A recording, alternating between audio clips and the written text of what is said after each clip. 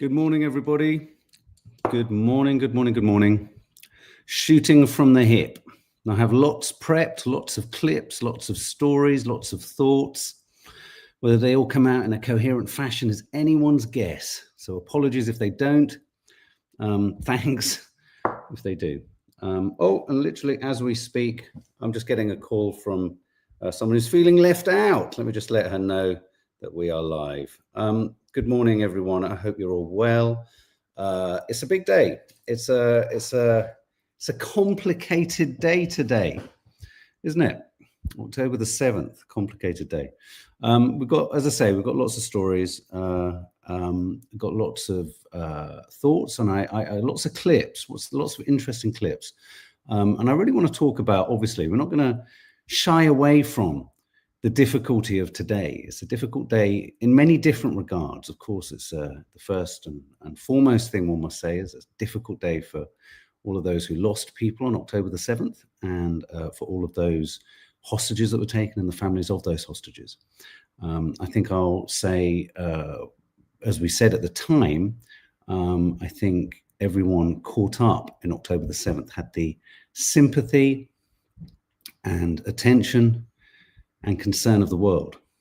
And then Israel squandered that in quite quick order. And I think that's really important to say, because there are two sides to this coin. There are two flip sides to this coin. Something that was in and of itself, and it's an important thing to remind ourselves, October the 7th wasn't the start of the current conflict we find ourselves in. I think it serves to repeatedly remind ourselves of that. It wasn't the start. It was the start if you have a very sort of one-dimensional, self-serving, self-interested aspect or angle on it, that you want to just support one particular narrative or one history, then October the 7th is the D-Day in a sense. It's the start of everything. It's where everything comes from. And I think for vast numbers of people in this country, huge numbers of politicians in this country, they're too lazy and too reluctant and fundamentally baked in, too racist to want to actually dig into what that statement might even mean. That it's seen as some kind of non-specific. It's not non-specific at all. We've had a history running up to October the 7th of massacres, violence, occupation, apartheid, and white colonialist separatist, supremacist rule. And October the 7th was one of the most acute moments where, the Palestinian or Hamas, the terrorist organization Hamas, hit at the occupiers. And, we're going to talk about, we're not going to shy away, we're going to talk about the complications around that day. It's a day that happened. It's a day that's also shrouded in competing narratives. Let's put it like that. There were many people caught up in it who had one experience. There were many stories that came out of it that suggested a certain thing. And then there were many reports, many inquiries, many in Israel, internationally, that also discovered that many false narratives were spun out of October the 7th too. And I think what's really sad about that is this kind of, it seems to be part of the kind of rule book, really, which is take something awful, and the thing in and of it, the killing of any innocent person is awful.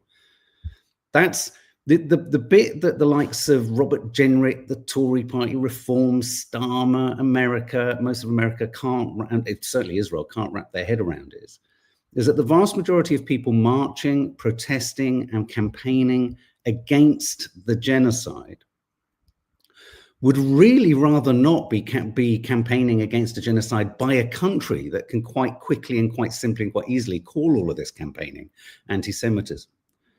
It doesn't, no one wants to be doing it. No one wants to be having to face this. But the reason they're doing it is because so many politicians, leaders, Western media will not deal with it, will not ask probing questions, will not actually analyze what is, what narratives are sold to us and things like that. So you can't expect people with inquiring and humanistic minds and hearts to just be quiet.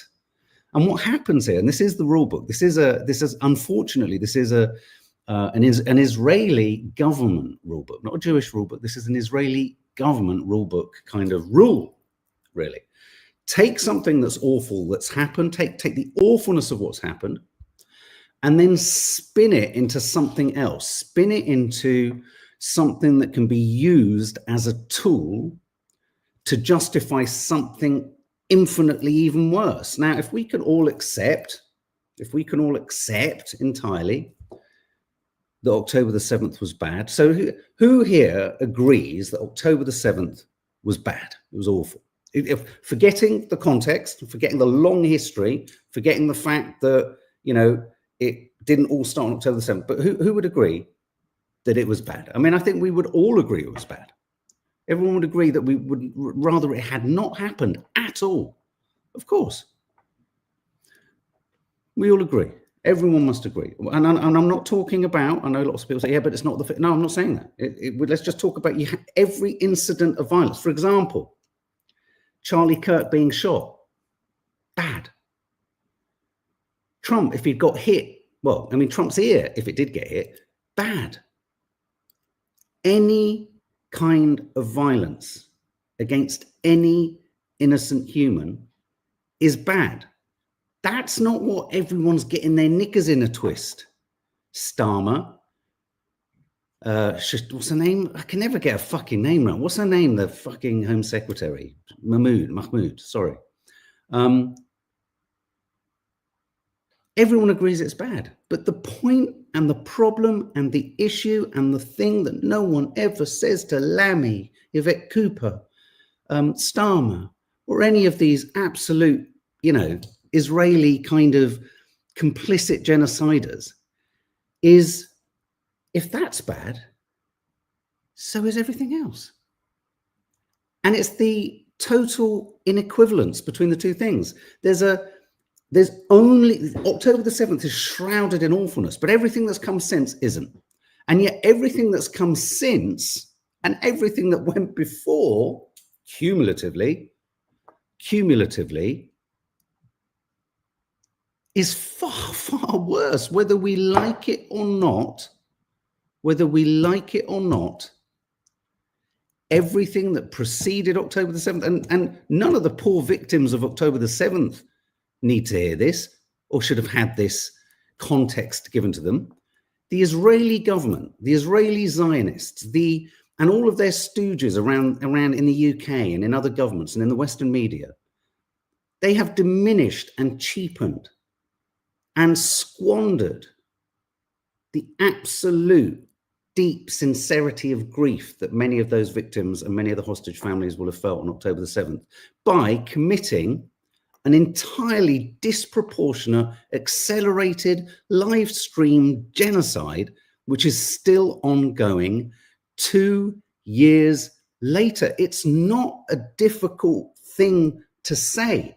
It neither diminishes October the 7th, but it also doesn't pretend that October the 7th has somehow happened, A, in a vacuum of history, but B, only the 1,200 poor people who were killed on that day have any value. What is hard and what is problematic about that? Zoe, thank you. Baffling is the word. It's baffling. But what Starmer and Mahmoud and Lammy and Yvette Cooper want to try and do now is try and say that if you are as distressed, if not more distressed, if more depressed and frightened by a 2-year genocide, that by every metric, every single metric is infinitely worse and disproportionate to the original crime. And what a grisly process of having to compare and contrast awful moments of violence. We aren't comparing them. Campaigners aren't comparing them. People fighting for the freedom of Palestine aren't comparing them. The Israeli government and the Western media and the Western governments that have supported this genocide have forced us to through their inaction, through their silence, and through their complicitness. There's not, the part of everything that's happening in society that worries me, that is not a complicated, nor is it Daily Mail, and nor is it a disrespectful thing to say. We are humans. I said the other day, we can hold two thoughts. One would hope one can hold more than two thoughts. But I think what this tells us about our leaders, about that specimen that is Netanyahu, his most patronizing approach to absolutely everyone he talks to. Well, class is so patronizing. They're also patronizing. They think we can only think of one thing or feel one thing. Jackie Pugh, beautiful phrase there. I mean, beautiful as insofar as it's awful, but beautifully put. Two-tier tragedies. Forget two-tier justice, two-tier tragedies. I mean, what I find really, really odd is that, and I've said it many times, and it benefits because there's often other people who come on who haven't seen other ones, or regulars who don't see everything. We don't have okay, let's just park, let's go with this. The ANC, the terrorist organization in South Africa that had the aim of liberating the lives of black people, to break apartheid. No, again, you don't want anyone to die. No, you don't want any innocent deaths. But I think everyone in the world understands that now, that the ANC was part of the fight and the process of freeing black people in South Africa. How can people not see the same thing here? How can you not see the same thing here? And so my thing about October the 7th as a day, to mark today, and this is a genuine point here, because there's a lot of people coming out. I think Robert Jenrick's swearing, and Starmer has said again today, I've got some quotes in various places if I can find them. Starmer said again, this is disrespectful to all Jewish people if there are any protests today. I think there's this strange there should be no anti-Semitism and there should be no Islamophobia in any protest. But on October the 7th, the Israelis were hit hard and lost people, lost lives. And the start of a genocide started, in which at least conservative estimates, official estimates say around 68,000, conservative, unofficial, but very well-informed estimates by the Lancet say more like 680 to 750,000 have died.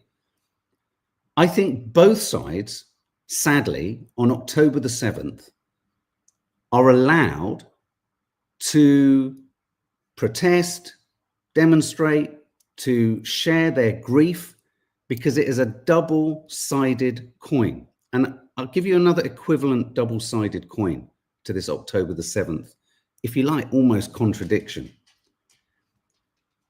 Israel's Day of Independence is also the day that Palestinians recognize as the Nakba was achieved and committed.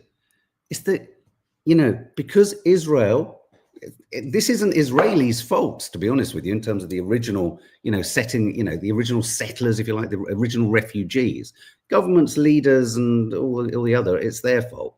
They carved up a part of a map because it was convenient. And so rather than, Starmer as an international, what is he? A humanitarian lawyer, a human rights lawyer, that's it.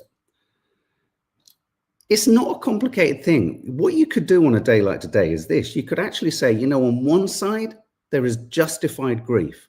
And on the other side, there is an equivalent justified grief.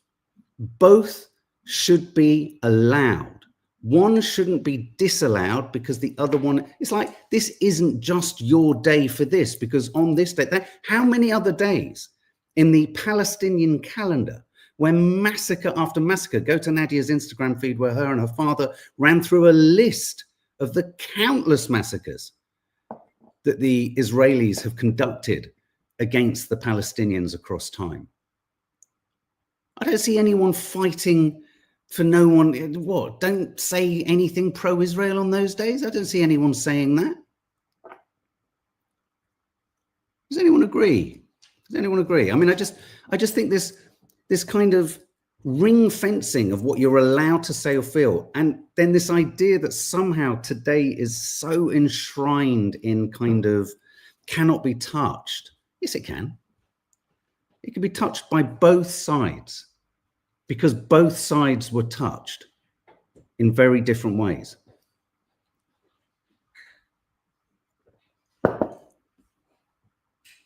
Stephanie, that's the last. No, not Stephanie. Anne-Marie, absolutely not at all. Of course not. Where on earth has that been said? Nothing is justified. Nothing is justified. But when there is only a homing in on one side of the equation, it is unbalanced, it is Islamophobic, and it is not accurate. So Anne-Marie, I think you need to just sort of spool back and listen to everything I've just said. Because the killing of innocent people is something that shouldn't happen to any people. And there shouldn't be just a prioritizing of it and an action taken against it by one side. Totally unjustified violence, but it didn't happen in a vacuum. And that, what the mainstream media and what our leaders are trying to tell us is that is not allowed to be said. That is not allowed to be said. And unfortunately, Anne-Marie, you know, you've got to be careful, because if in saying that you can infer that one is justified, then you're not listening. I think people want to assume that anyone on a march for Palestine wants the death of all Jewish people. And that is such a dangerous, inaccurate conflation, which is actually the consequence of Israeli propaganda.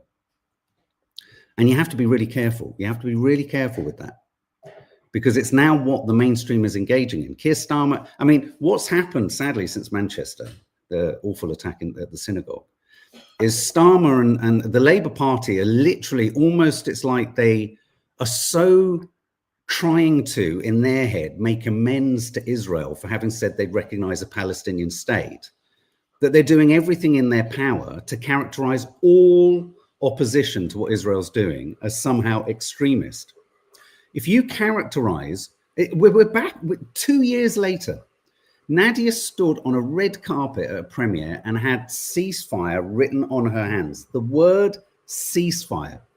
And the Daily Mail reported it as Nadia Sawalha supports Hamas. I mean, what? To use the word ceasefire? To be anti-genocide? If you equate being anti-genocide as anti-Semitic, you're compromised. You're compromised and you're complicit. And that's what this Labour government is. I know I've begun to discover in a lot of the social media we upload on Reels and Nadia's incredible Reel this morning, which I'm going to play, and you know, YouTube clips and thoughts. When we ask questions, we're not really always asking because we don't understand. We're asking because we're hoping someone somewhere might be able to clarify that what we know isn't the truth. They're often rhetorical questions. We get it. And I think when you always have cavities of hope in your heart, you're forever, or I certainly am, forever willing to give even the likes of Starmer another last chance saloon opportunity to go, oh, all right, okay, well, all right, well, he did that. But each time he fails. Matt Seaman, be careful, because if you, Matt Seaman says here, IDF soldiers have said under oath that they were told to stand down on the border October the 7th. I'm not going to get involved in that conversation. I've already heard that a little bit like during COVID. If you start to nibble into the conditions and circumstances around October the 7th and what Israel was doing with their army on that day, you run the risk of having your film struck down. I know Tucker Carlson discusses that an awful lot. So I would advise just go searching, because people do talk about that. MeToo talks about the Hannibal Directive. I mean, once again, let's not forget, Netanyahu has said we need to control the algorithm, we need to control the content, we need to buy TikTok, we need to spend $7,000 on influencers. I mean, we're going to touch on that in a minute. I do think the types of influences he's chosen are going to influence absolutely nobody. I mean, one of the things you can't influence your way out of, you cannot influence your way out of a genocide. That's one of the weirdest parts of all of this. You cannot algorithmically influence your way out of what most people have seen. You just can't do it. You can't have someone come on TikTok and go, hey guys, it's all wonderful here. It's not going to touch the sides of families carrying their dead babies in bags. It's just, sorry, no amount of money spent on influencers is going to do that. Fortunately, I mean, in a weird way, what Netanyahu is proving is he's testing the very limits of what an influencer can be. He can only influence so far, thank God. So yes, so it's, you know, it's a tricky day. And as I say, it's that weird flip side, isn't it? As many Israelis celebrate, say, the Day of Independence, of Israeli independence, for most Palestinians and Arabs in the region, it's the day of when their homes were wrecked and destroyed. There's two sides to every coin. And I think on October the 7th, it's not a complicated thought for our leaders to go, do you know what? Actually, an awful day for Israel then rapidly became the most awful live stream genocide we've ever seen in history, because previous genocides haven't been live streamed or filmed, or there haven't been so many brave Palestinians who've tried to film it and chart it and chronicle it, who have then subsequently been killed, which is why we're getting less and less footage coming out of Gaza. They've killed everyone. They've killed all the journalists. I mean, this is we're in a situation where we have, in a weird way, the lack of footage we're getting from Gaza now is yet further proof of everything we've seen, because they've been successful in eradicating the eyes and ears on the ground. You know, everything proves everything. It's like the other day when Netanyahu said, you know, in terms of this weird deal that he has or hasn't struck with Trump to get the hostages back. I mean, me and the Young Turks agree that look, Netanyahu is just saying, yeah to the deal, wants to get the hostages out. Great. Everyone wants to get the hostages out. But once he's got the hostages out, he's going to go back in and carry on doing what he's doing. Gaza is going to America. Gaza is going to Israel. That is the deal.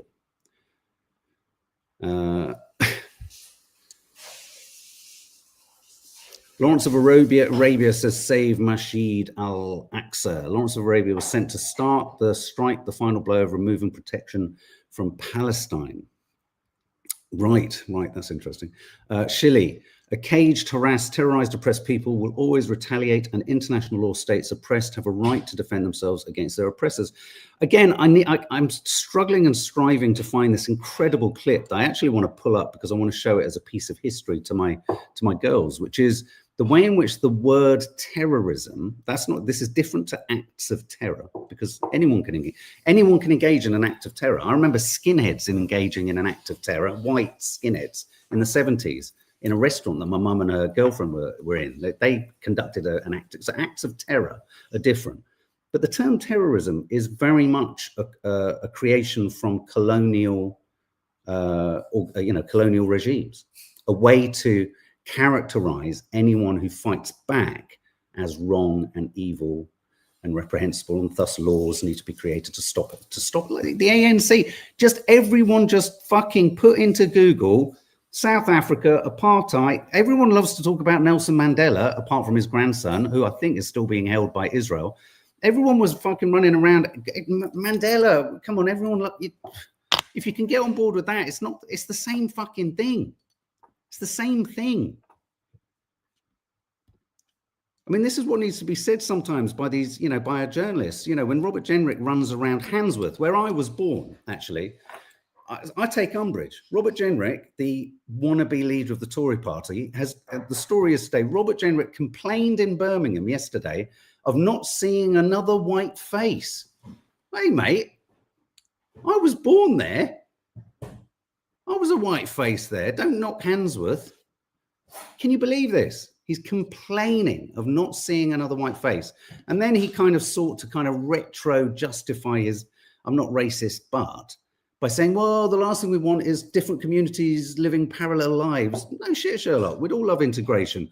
But the lack of integration doesn't come solely from black communities or ethnic communities because they want to. It's because they feel threatened, because they don't feel wanted, and because they don't get paid as much. It's like, fuck's sake. walking around, oh, that's not the country I want to live in.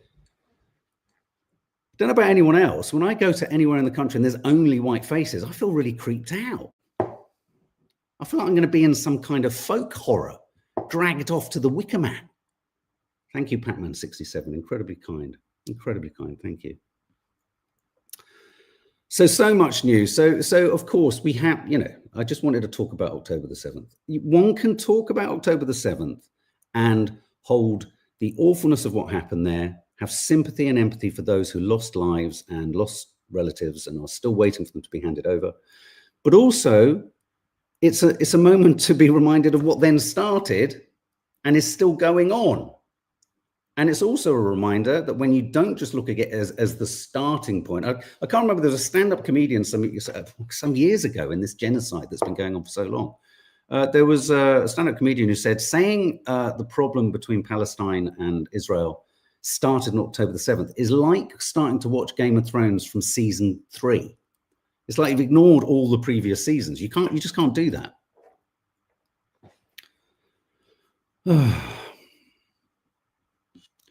Anywhere sessions. I haven't been making the effort to go to Muslim-owned restaurants. Going to change that. Try and make some friends. Well, you know what? Listen, it's interesting that, isn't it? How to integrate communities. I think the really important thing to say about integration is there's an assumption that the lack of integration is a conscious choice, and it isn't. A woman rang in on the radio this morning. I was driving. And she said she first moved to Bexley Heath. She was black. Her children were called the N-word by people driving by. And she said, when I moved to an area, and I'm thinking in terms of how safe will my family be?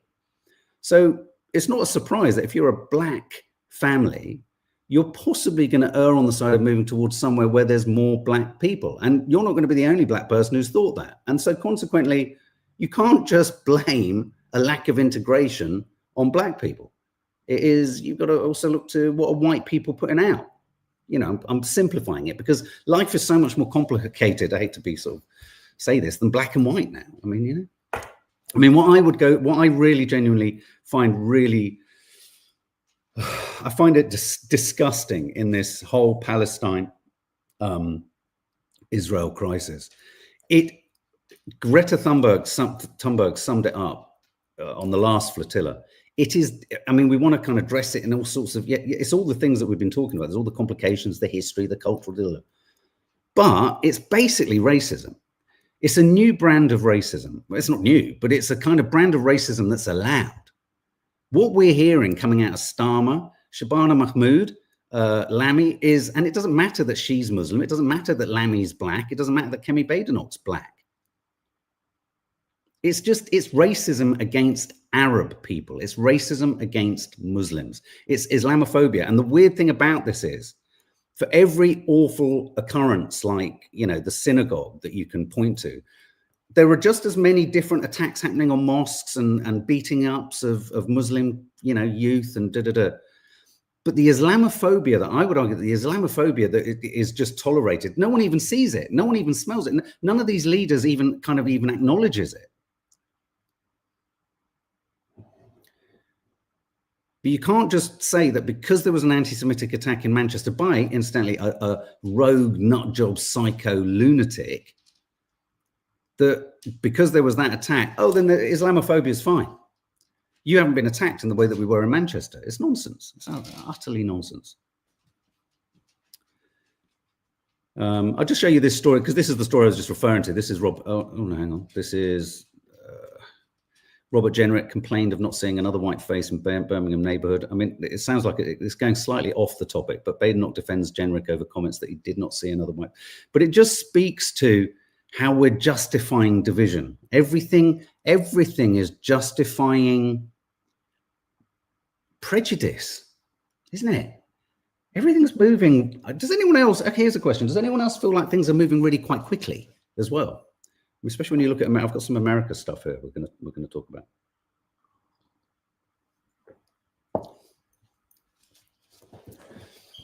I mean, when I was growing up, I grew up in Ladbroke Grove, and everyone thinks, oh, you must no, we weren't posh. It was like a single family, single parent. My mom's boyfriend, before she came out as gay, put us in, we've got a little basement flat, and it was back in the 70s, everything cost nothing.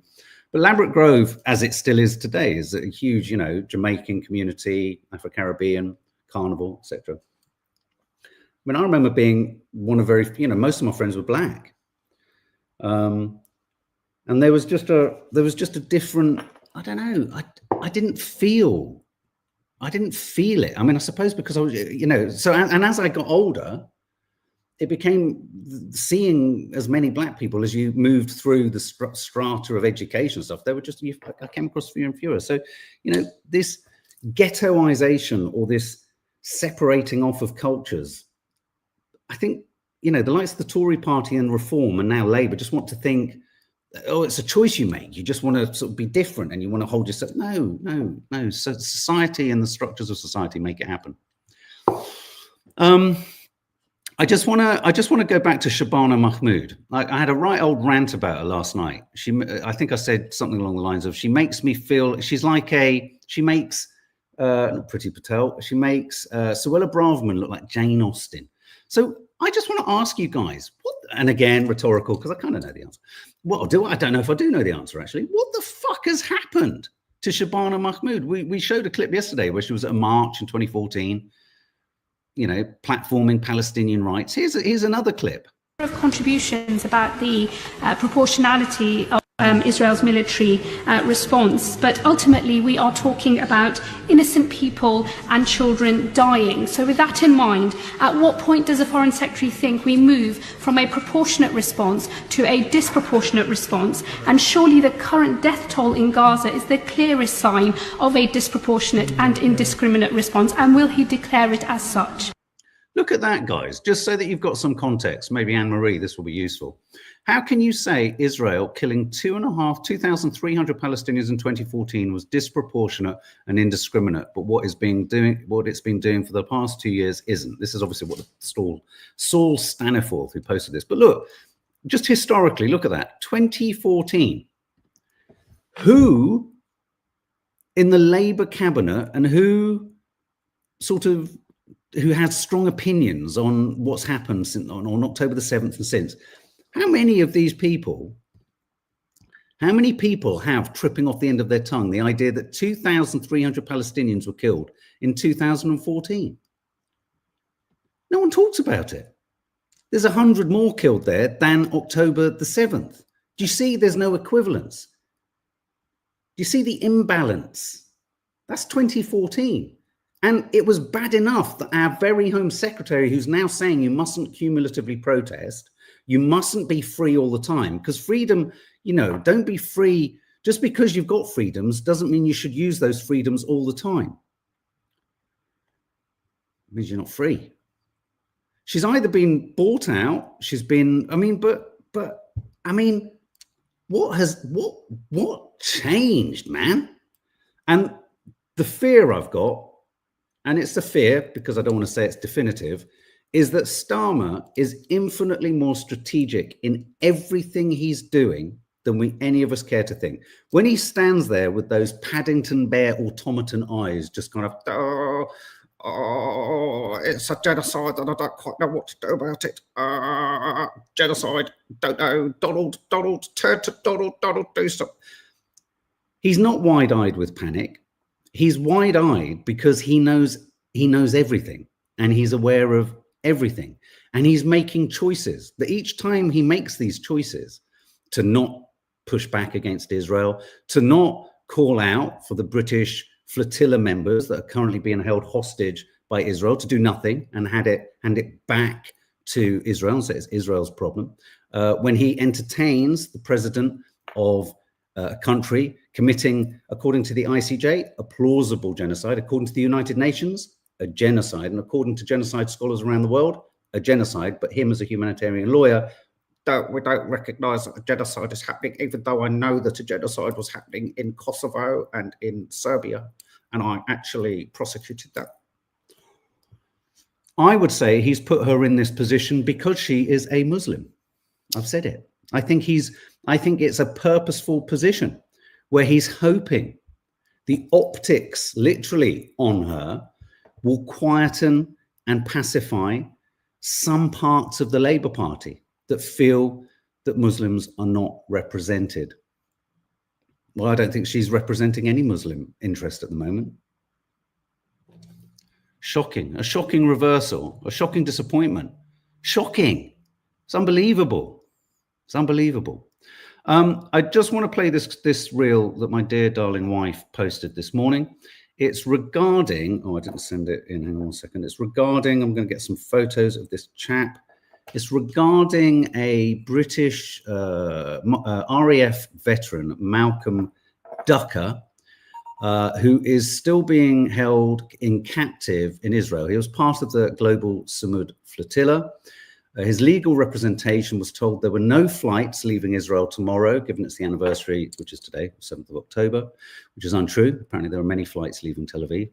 Declassified further understands that the South African delegation has been given a written guarantee that South African nationals will be deported on a bus to Jordan, but that UK nationals still detained by Israel are having major problems with securing their release.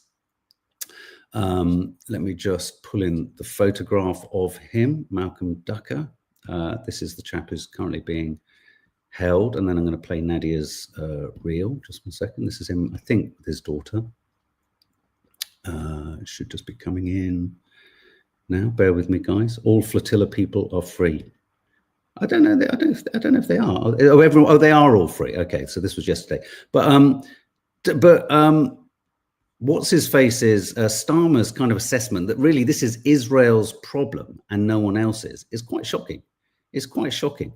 You know, that here we go. Look, there was only one country that could illegally detain British citizens and elicit this response from the government. Keir Starmer's spokesman asked about Israel detaining British citizens who were on the Gaza aid flotilla while in international waters, replied that it is a matter for the Israeli government.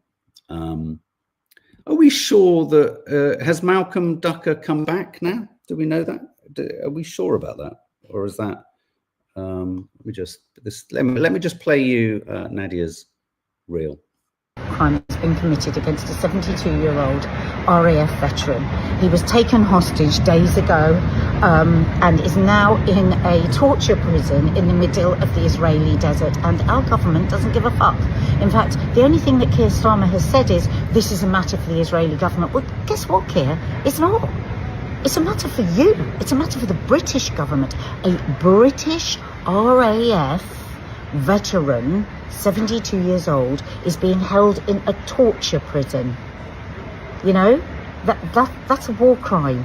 He's a humanitarian, part of a fleet of ships trying to get food, open a humanitarian corridor to the Palestinian people who are being starved to death due to a man-made famine. I think we need this government, our government, to do something about it. Quick, fast, anything could happen. His family feel completely abandoned by you, Labour. Come on, what can you do for this man? They came on after I started. Oh, that's good. That is good. So presumably and theoretically and hopefully it looks like it's been released. But again, in a weird way, what she's saying stands there, Nads, is, the fact that Starmer can just say it's a matter for the Israeli government. It's just, no, actually, when a British national is held abroad, it's not just a matter for the other government, especially when that government is run by a wanted war criminal. This is, this is the bit that always never ceases to amaze me.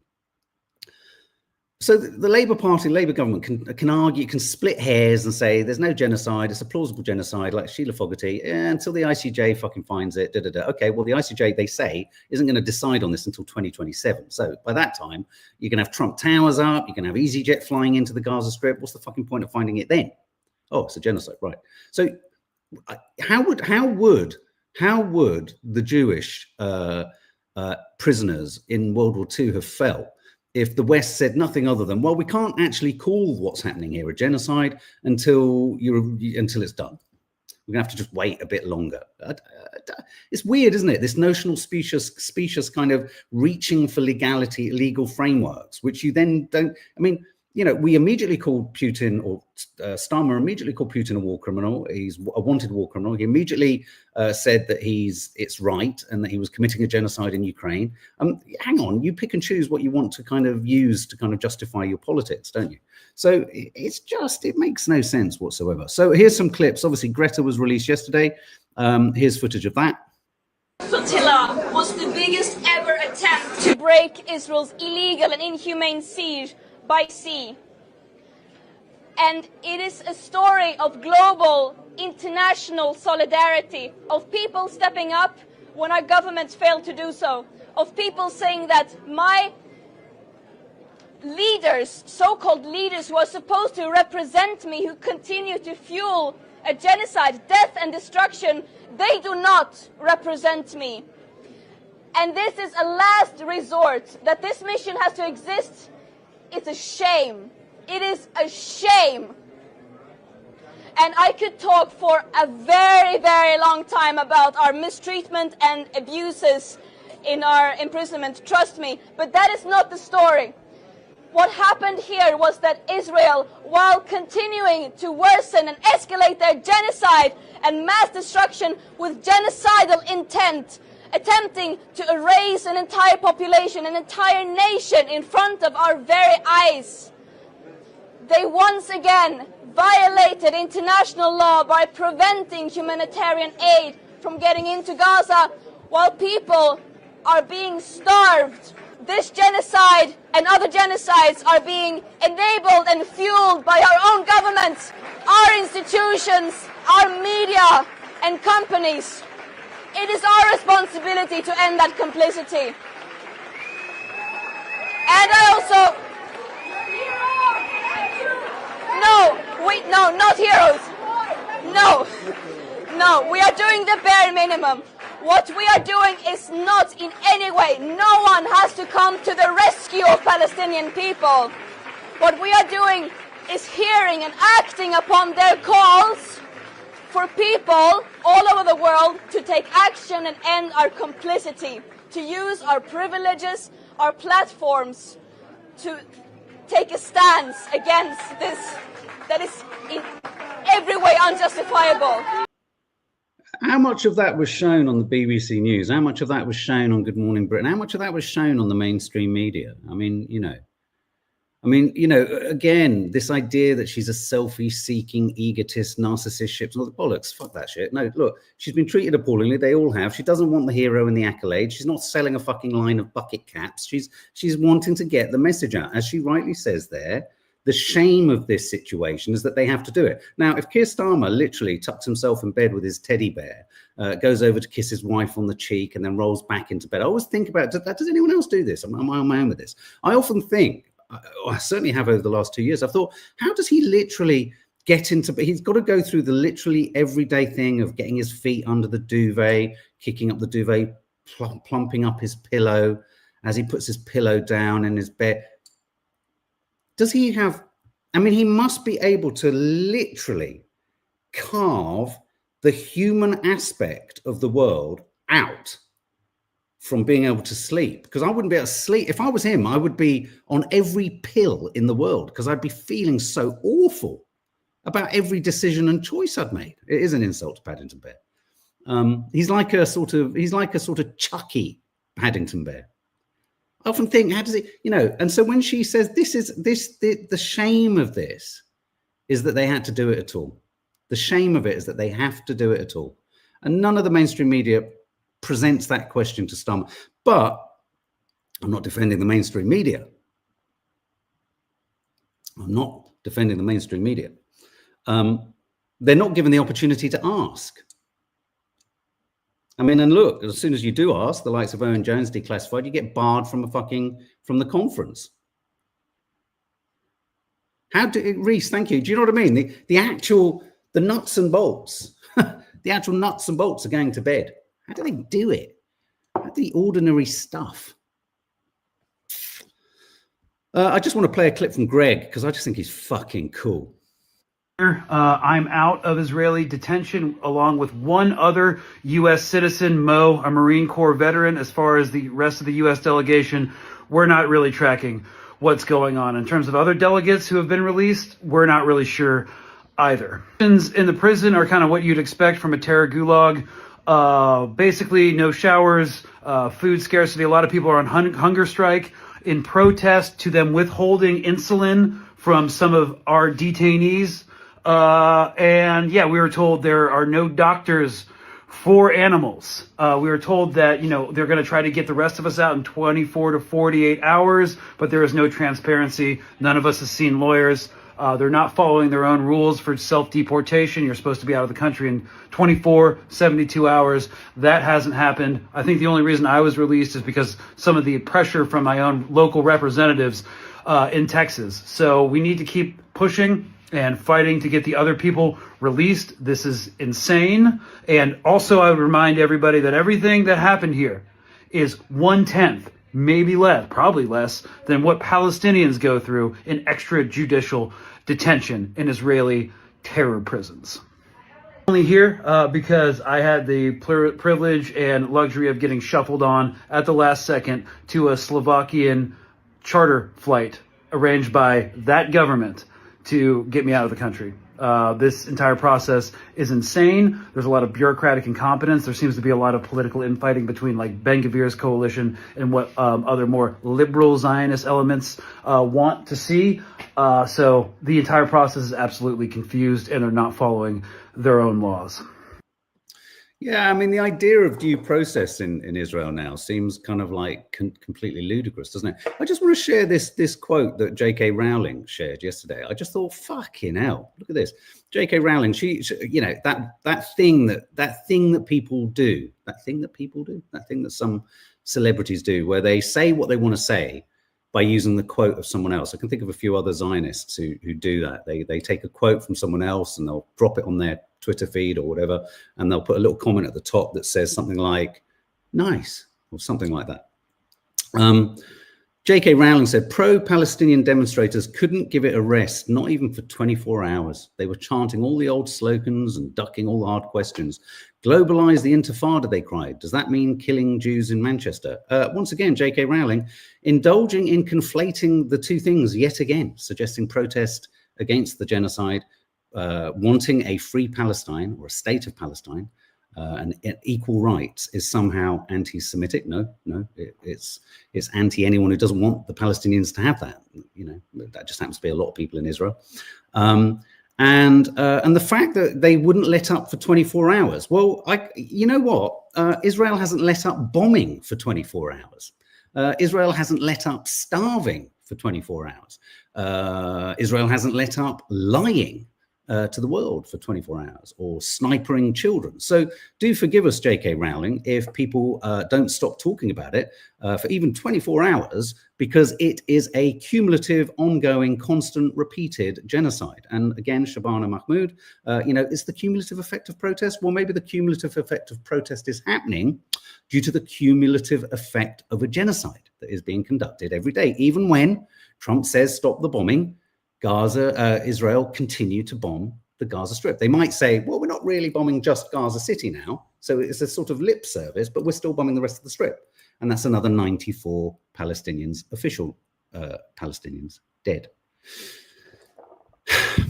It's like, she's a bright woman.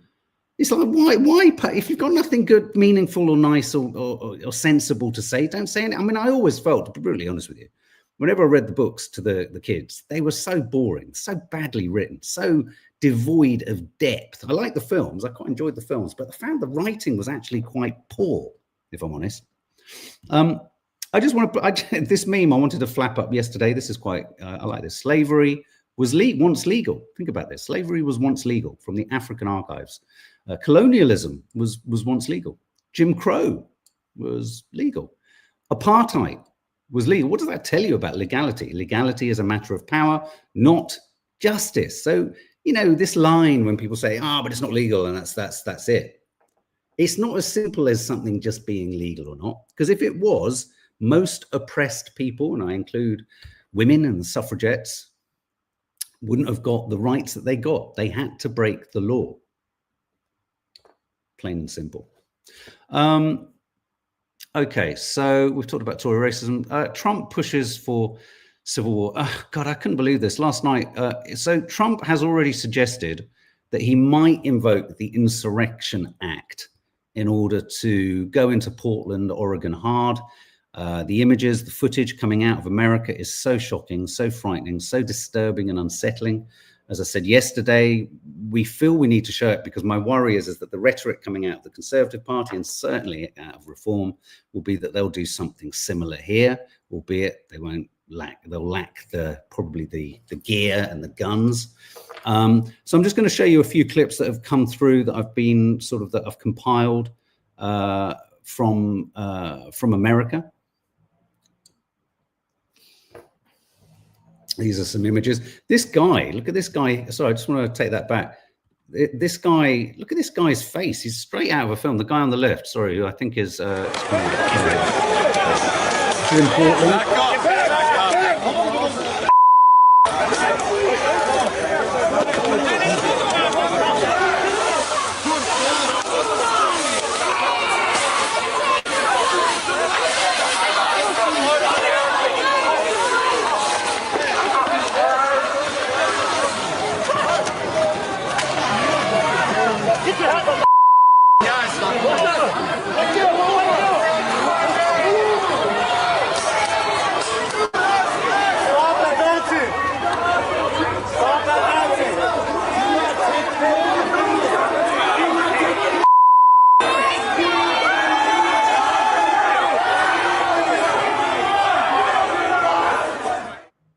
Anyone scared? Anyone scared? Come on, man. This is Chicago. Tomorrow it's you. Come on, man. Y'all, you know that was. Y'all know that was. Y'all know that was. Here. Trail. Wake up. Wake up. You're gonna hear. Wake up. We're gonna go this way and then we'll see. Wake up. All right. Wake up. Wake up. Y'all don't get. None of us get paid enough for this. Hey. Job and arrest ICE. Wake up. They shot us. Just to clarify, these are Chicagoan police who have themselves been caught up in the pepper spray and the riots. You can see that they lack the kind of impetus to want to support ICE. Chicagoan today, arrest ICE. Wake up. Wake up. Come on, guys. Now, this is a man dressed as a frog. And an ICE agent shoots pepper spray into the air vent of his frog outfit. I kid you not.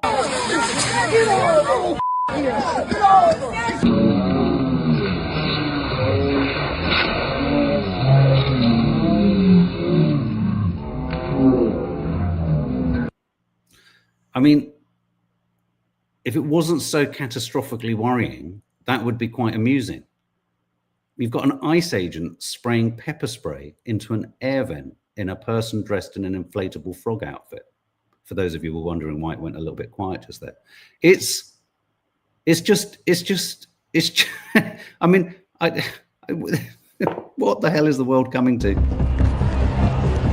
This is more footage from Chicago. Look at this armored trucks driving maniacally down roads, pepper spray, tear gas, smoke everywhere, masks. Fuck you, bitch! Fuck you, motherfuckers!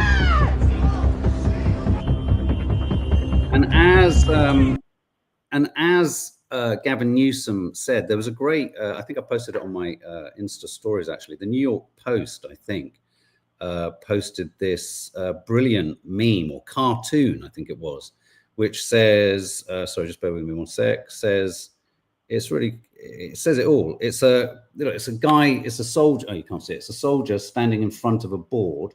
And he says, we're being deployed because of the protests about us being deployed.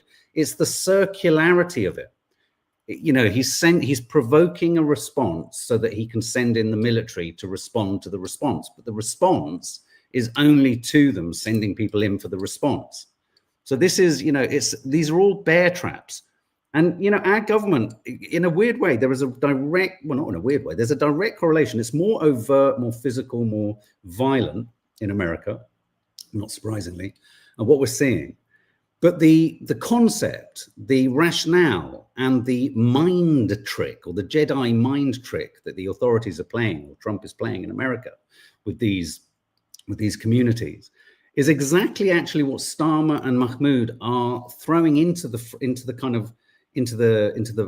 sort of court of play, if you like, around peaceful protests here. They're trying to, they're striving to make connections. So what's going to happen in this country, I think, is they are going to tighten the rules on being able to protest cumulatively.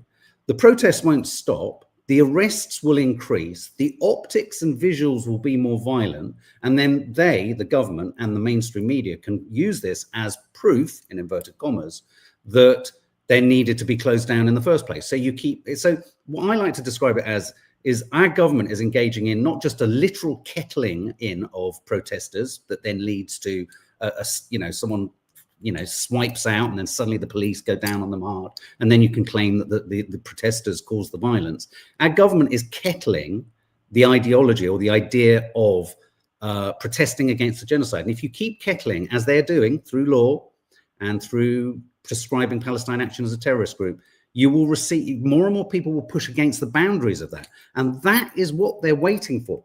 And the difficulty here is that if the laws become really restrictive, the only way to protest is to push against those boundaries. But then when you do, you fall into the bear trap. And once you're in the bear trap, they, and then the mainstream media that works for them, can spin the yarn. And then it's sold to everyone else who votes reform, and they go, oh yeah, they're all a bunch of lunatics. It's man-made mayhem, absolutely, Mopar. Thank you.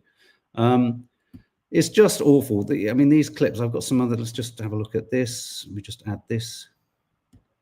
Oh, you saw this yesterday.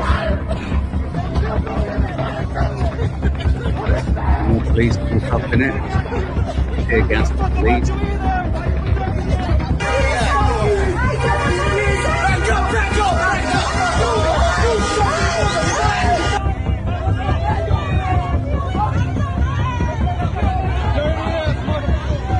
It's rewarding masked men. And of course, for Trump, it all just is. This escalation of violence is targeted and intentional. This is the governor of Illinois. This is the governor of Illinois about to summit. This escalation of violence is targeted and intentional and premeditated. The Trump administration is following a playbook: cause chaos, create fear and confusion, make it seem like peaceful protesters are a mob by firing gas pellets and tear gas canisters at them.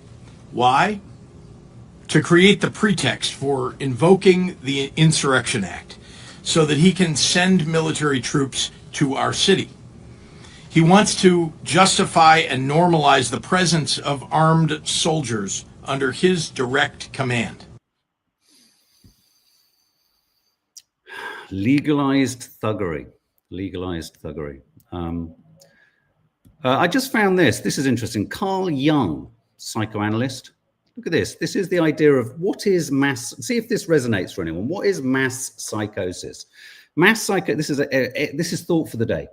Mass psychosis. It's when millions lose touch with reality at the same time. Delusions replace truth, and collective madness becomes the new normal. This is mass psychosis as defined by Carl Jung.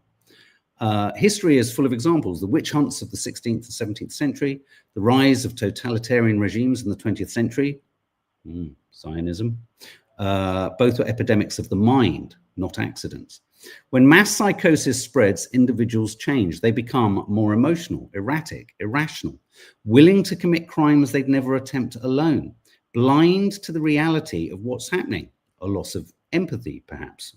This is intriguing. The worst part, like a madman, unaware of his madness, a society in mass psychosis cannot see its own delusion. I would argue that's where the vast majority of Israel is at right now, and huge swathes of America, unfortunately. So how does it begin? Step one, panic. Flood people with fear and anxiety until they crave relief. Fear of disease, fear of enemies, fear of collapse. Step two, the solution. When the fear is unbearable, people will accept delusions over reality. They trade logic for lies, and those lies create a false sense of order. Step three, waves of terror. Fear is never constant. It's pulsed, calm, then panic, calm, then more panic. Each wave softens the population for deeper control. And that can be very much felt in America at the moment. You know, there is a wave and then there's a pause, and then there's a wave and then there's a pause. And you could argue that that's exactly the same thing that's happening in Gaza and in our country too. Step 4, propaganda, contradictory reports, blatant lies, non-stop confusion. Logic can be fought with logic, confusion cannot. Step 5, isolation. Separate people from friends, families, and communities. Alone, they lose the corrective force of positive examples. Together, they might resist. Alone, they obey. Technologically, I mean, Larry Ellison, head of TikTok, you know, in an AI age where we can monitor people and make sure they behave themselves. Step 6, totalitarian control. The rulers rise to near godlike status. The people regress into childlike dependence. Freedom is traded for safety. This isn't theory. It happened in the witch trials. It happens under dictators. And today, technology has made mass psychosis easier than ever. Smartphones, social media, 24/7 propaganda feeds. Fear travels faster than truth, and distraction prevents reflection. And the complexity in that too is also social media spreads truths that you wouldn't necessarily see. If it wasn't for social media, we would not be aware of the awfulness of what's going on in Gaza. But there is a counterattack. Spread truth widely and relentlessly. Use humor to mock demagogues. Yeah. Build parallel structures, communities, ideas, and systems outside control. Above all, strengthen your own mind. A sane individual becomes a beacon. One light can awaken many. As Carl Jung said, the redeemer personality is the one who escapes the collective psychosis. Mass psychosis doesn't begin with the rulers. It begins with us. When we surrender thought, reflection, and courage. Resisting it means reclaiming those things. The mind is the battlefield, and history proves whoever controls perception controls reality. The question is, who controls yours? I just thought there was something there for us all to kind of take away. And I also just want to share this meme that Greg Stoker popped on his stories today. It's very powerful, and it's very encouraging, actually, because we all feel a sense of hopelessness. Look at this. If you ever feel heavy, which we all do, because you care deeply about injustice, suffering, and ecological destruction, remember that $1 trillion propaganda machine was built to make you numb, and it didn't work. The great thing about having your feelings back, or having your feelings, is that you're having your feelings. You haven't become numb to it. And though sometimes it feels like it's numbing us, your upset, your distress, your heartache, your frustration, your fury, your disbelief is proof that, as that says, $1 trillion, more than that, trillions of dollars of propaganda has failed, and you've succeeded. Okay, so that's nice, because if you haven't got a big social media following, if you haven't got lots of people, if you feel kind of isolated in your activism, just hold that thought. Hold that thought. Okay, all right, guys, have a good day. Something else will be landing a little bit more lighthearted on the channel. It was fun last night having a laugh about Married at First Sight. To those of you who know the channel personally, away from all the news, there's a lot going on. Obviously, a very close friend of Nadia's is poorly. One of our dogs is very, very poorly. My mum is poorly. There's a lot going on for us here, but thank you so much for your support. These moments with you really sustain us as much as we hope that they sustain you too. So take care, guys, and I hope some of those quotes, use some of those quotes, just go back and just screenshot them, and yeah. All right, guys, take care. Bye.